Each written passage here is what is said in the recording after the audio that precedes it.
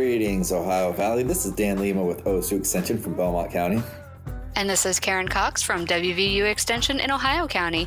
Thanks for tuning in to Extension Calling, your source for research-based information for the farm, garden, and home.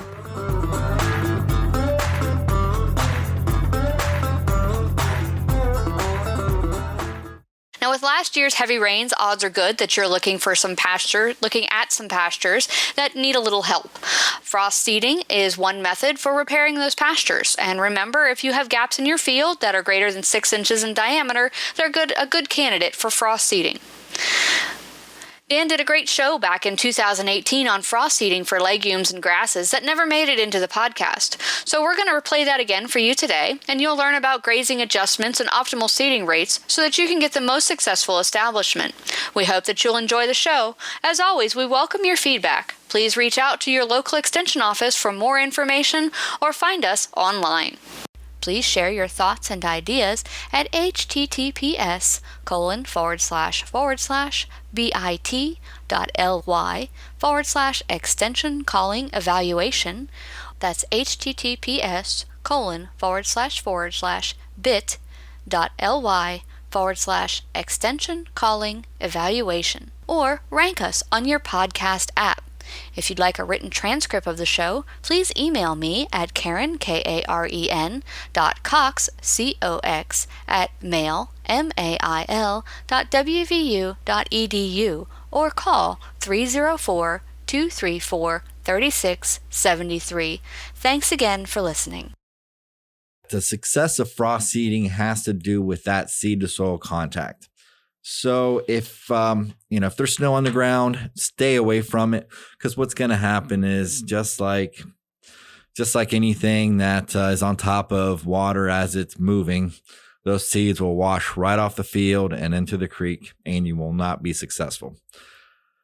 So this is a time of year that is suited for frost seeding, but once again, you want to avoid the snow, and you also kind of want to make sure that frost seeding isn't magic, so you want to make sure that the soil is suited for the seeds you're putting down.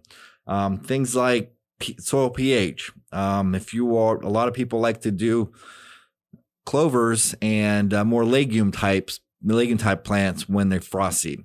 It's a great way to renovate the pasture, improve things a little bit, and get a head start on those weeds as well. So for most legumes, in this case, you're going to need a pH that is probably going to be above 6. And if you've never limed your pasture fields, just make sure that your pH is good when you're frost seeding. Otherwise, you're going to waste money and time and putting that seed down, and it's not really going to be viable in terms of good establishment and good growth to be able to maintain itself in the pasture field there, amongst the different forages. So one of the best thing to do is to always get a soil test. And I know the ground is frozen, so if you have something that you could go by in the past that's within the 3-year range, that's gonna be ideal. When you do a soil test, it's really important to remember that what they'll do is they'll break down they'll give you the pH, and they'll break down the liming requirements. Now the liming is going to bring that pH up. One important thing to know is that liming requirement that they give is good for a 3-year time frame. Now what they'll also do is they'll give you the nitrogen, the phosphorus, and potassium requirements, suggestions for that crop based on not only the nutrients in the soil itself, but also of that crop that's growing. And what they'll do is they'll break it down in 3-year time spans. If your phosphorus levels are pretty good, then chances are you might not even need any. If your potassium levels are really good, you won't need any there as well. However, nitrogen is always one of those things that good to put on. And I'm going to say this, except when you are frost seeding.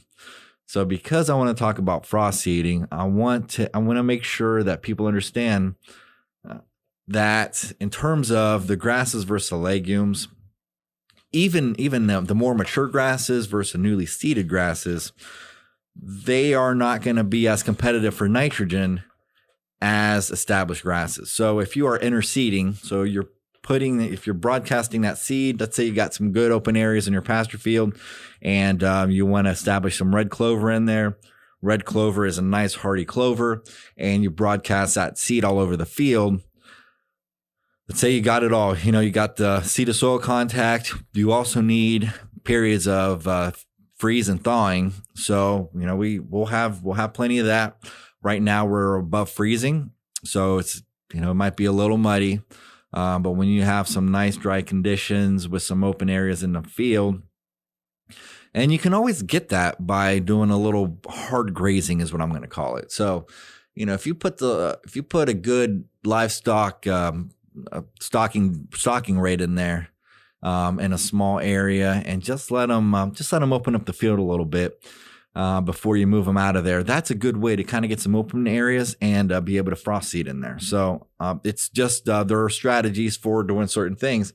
But once again, if you let them graze too hard and you don't have some kind of intervention where you're introducing more seeds or you're doing something, well, really putting plants in there some way, somehow, it's going to cause damage to that paddock, and you don't want that as well. But in this case, it can be used as a good tool to get some open space in there and put some legumes. Now, let's see. Remember that it's not magic. Your soil has to be right. You have to have open areas, and then let's talk about this nitrogen thing that I mentioned earlier. Sometimes you might think, okay, I want a really good establishment of these legumes, so I'm going to broadcast them in there. We got plenty of the ground, let's say, is nice and soft. There's plenty of open areas. Maybe even put the livestock in there after you frost seed, let them trample the seed down a little bit. And as they graze around it, the seed can kind of move down into a nice crevice in there in the soil. So let's say you got it all right. You go back in there, you kind of look around, and you're able to spot some red clover seed because it's nice and large, and it's let's say it has a nice. And you got seed that has a really good inoculant in there and a good seed coat, so it's nice and bright, and you can find it. All right, so everything's good now, and then you say, okay, I'm going to make sure that these red clovers really establish. So I'm going to put some fertilizer on there, some nitrogen. I'm going to put about 50 pounds of nitrogen in there when early in the spring to make sure that my clovers have a chance to kick off and really get a good establishment. The thought is good. However, so I'm going to say the science there is it's if you add fertilizer to a plant, yes, it'll grow. However, here's what happens. If you are frost seeding either fresh grass or new types of grasses in there that's not established, or legume seeds in there such as red clover, those other grasses are really going to suck up all that nitrogen and really take off early in the spring. And here's the downside. If you want to improve now your pasture or hay fields like that, what you've done is you have allowed the grass to just come up vigorously early in the spring.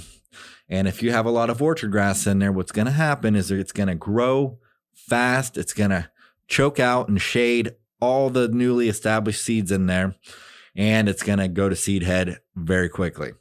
So all that work you did now, what you've done essentially in this scenario is you have put the seed down, you've choked out the seed, and you have a first cutting or your orchard grass, maybe even your fescue in this case, could be bolting earlier, and your quality of that pasture field or hay field is going to go down for that reason as well. So if you are thinking about frost seeding somewhere, the recommendation is not to fertilize it. And make sure that you have nice short grass and that those grasses are going to be open, or you're going to have open areas in that field so that the seeds can get in there. So that could be a reason why, if you've done it in the past, it might not be successful. Typically, between 30 to 50% legumes is a good way that most people like to utilize the clover for. And the clover will fix nitrogen, and that nitrogen will be delivered to all the plants in there. So you won't have to have another input of nitrogen as well. So a 30 to 50% legume ratio to grasses in a field, in a pasture field, or a hay field as well, honestly, is that you will have that nitrogen, enough nitrogen being fixed by that plant to feed the grasses and all the other types of forbs around it. Another great thing about having legumes in there is that you also you increase the quality of that forage, and you also increase the mineral content of the bites that the livestock will consume, and that's just a great way to increase cattle weight, which is ultimately what you want, because that does translate to more money in your pocket. So late winter, so February, March is a great time to do it. And we got to make sure that you have enough of those freeze-thaw cycles in March. So I would say this month would be the critical time to be able to get that seed in there. If you ever walk out in the field and it's nice and crunchy, like you take a step and you can hear it go, that's the honeycombing effect that we talk about. So what that does is that opens up the ground and it closes the ground and it sucks that seed in. So what I mentioned was that legumes are typically going to be a good thing to put down in terms of frost seeding. Now, some rates here that I do have, that's also going to be kind of the practical side of what I'm talking about. So as a rule of thumb, if legumes are already present in a pasture, 3 to 4 pounds of red clover and 1 to 2 pounds of ladino clover or Alsite clover per seed per acre is going to work really well. So 3 to 4 pounds of red clover in a broadcast and 1 to 2 pounds of ladino clover. So why would you pick red clover or white clover, ladino clover in this case? Well, it just depends on what you're using that field for. I know with fescue, we always recommend red clover. Red clover is good. It doesn't do as well grazing as white clover or ladino clover in this case. However, the red clover, there's just been a lot of research in red clover, and we always talk about diluting fescue toxicosis with it. But not only that, but it also produces some of the research coming out of Kentucky right now shows that it produces some alkaloid type compounds that kind of counteract that toxicosis effect, that alkaloid toxin that the fescue makes to prevent herbivory. So, fescue is a really great grass or it does really well, I should say, because it has this endophyte in it that produces an alkaloid. And that alkaloid's good because it allows the fescue to be resilient in temperature extremes and drought deficiencies. But the problem is it causes a negative effect on livestock by decreasing their weight because it's a neurotoxin essentially, and a livestock really it causes them to constrict their blood vessels, causes them to eat less, to heat up, and they don't like it as much. So the old school thought process was add some legumes and you can dilute the amount of that toxin that the livestock is consuming. Areas of fescue that have high concentrations of that toxin is the seed head. So, when you're grazing fescue fields, if it's bolted in its seed heads, that's not a good time to do it. Times of drought stress. So in the middle of the summer, it's fescue still a cool season grasses. I mentioned it has that endophyte, and that endophyte's going to produce compounds to make it more resilient. So it's going to be higher in times of stress. So times of dry heat, and so July, August timeframe might not be the best time to graze fields that are essentially all fescue. If you had some other things in there, then that's probably a good time to do it. And also the bottom 2 inches of that plant is also where they found the toxin for the alkaloid. So the bottom 2 inches, if you're doing a good management intensive grazing program, you're kind of avoiding that by design. And, the reason is, so you got to remember the toxin is made for that grass blade to be resilient, right? So if you're nipping down all the way to below those 2 inches, that's never recommended for grazing. What's going to happen is that plant's going to have to burn up root reserves and come back. It's not good for the plants that are there. So just kind of makes sense that the plant's going to make it less desirable to be grazed at that level. All right. So again, so what I was saying with the red clover specifically is that it does produce a flavonoid type compound that'll counteract that toxin effect. But the red clover is a terminal plant. So once it's nipped by grazing or by mowing, that growth point is done, and the plant's going to have to grow from the lateral shoots again. Red clover does grow vertically as opposed to something like ladino and all-site clover. That's a white clover that kind of creeps on the ground through stolons is what they're called.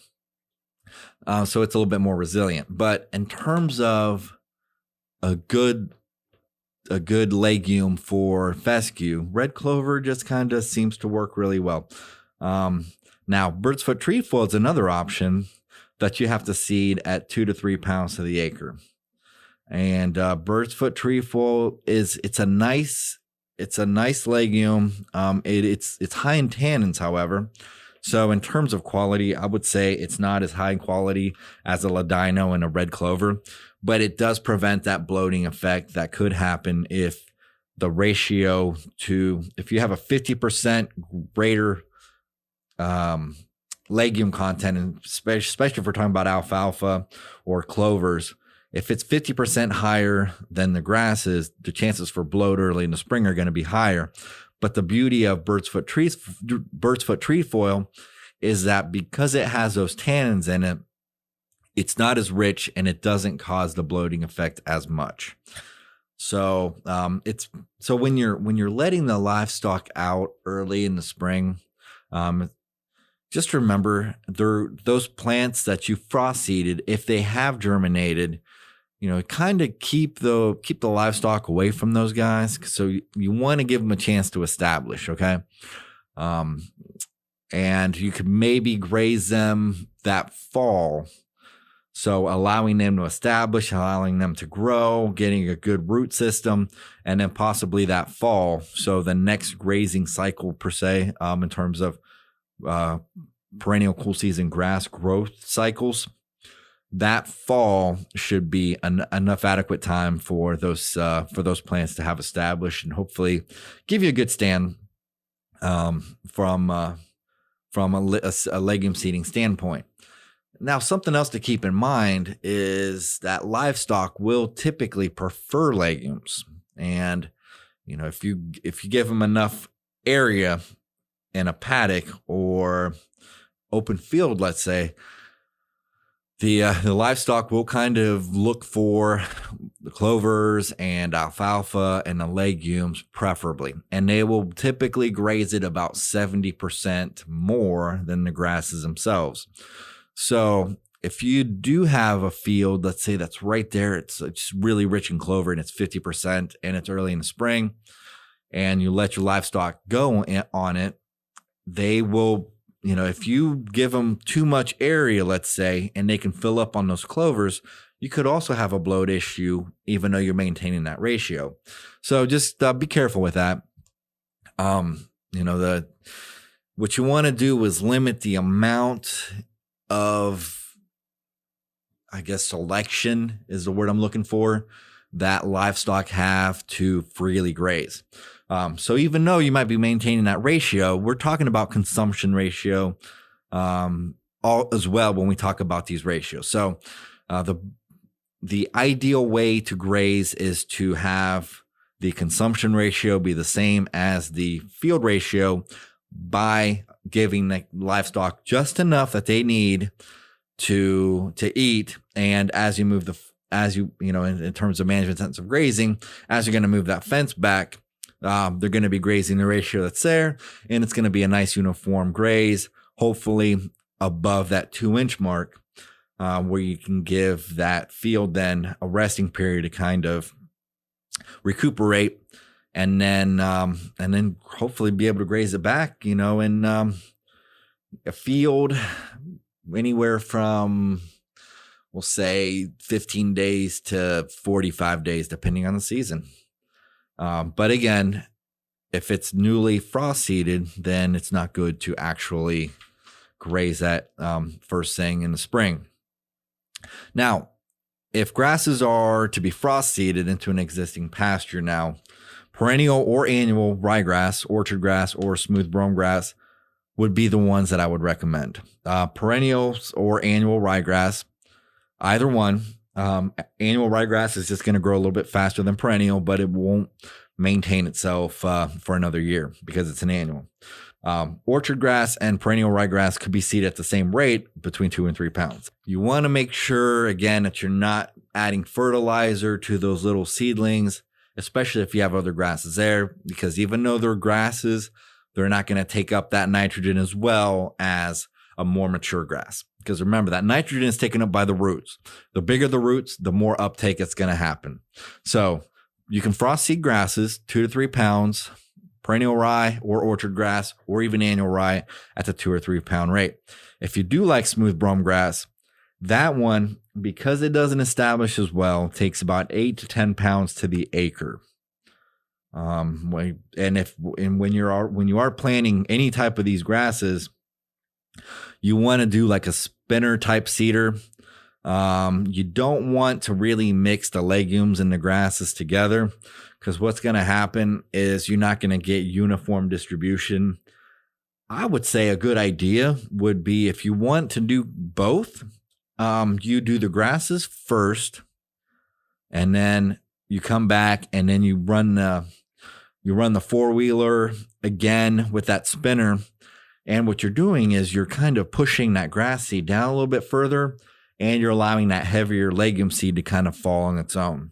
So that's also a good way to do it, so that you do have that good seed to soil contact. So just to kind of summarize some of the ideas is that frost seeding will not increase the productivity or quality of your pasture if your soil nutrients and pH are not in acceptable ranges for that species. Again, frost seeding is not magic. You do have to, just like planting anything, frost seeding is essentially planting. So if your soil is bad, if you don't have the adequate pH or nutrients, you're not going to get any production out of it. Most often, pastures are a product of management practices. So you always have to kind of step back and look and say, why is it like this? Why are my clovers not maintaining? And we did talk about some of the reasons why. Allowing good rest periods. Maybe if you're grazing the red clover too close and it's not coming back. Just several things to keep in mind when you are frost seeding. But just remember that you have to, if you don't know why your fields are the way they are and you don't change anything, chances are they're going to go back to that, even though you're doing some renovations currently.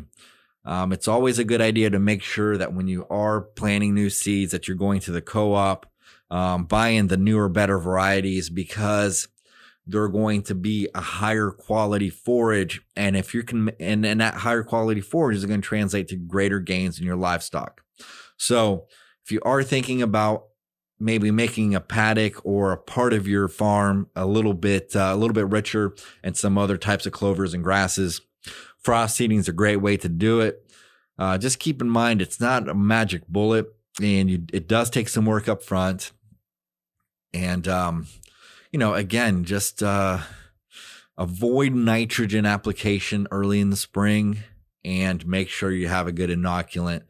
The inoculant's going to allow that clover, that legume, let's say, if that's the angle you're taking, to reduce and fix that nitrogen and increase production in that entire area. Thanks for listening to Extension Calling. This show is a collaboration between OSU Belmont County Extension Educator Dan Lima and WVU Ohio County Extension Agent Karen Cox. If you'd like a transcript of this show, contact us at the office. Also, let us know if you enjoy the show by ranking us on your podcast app.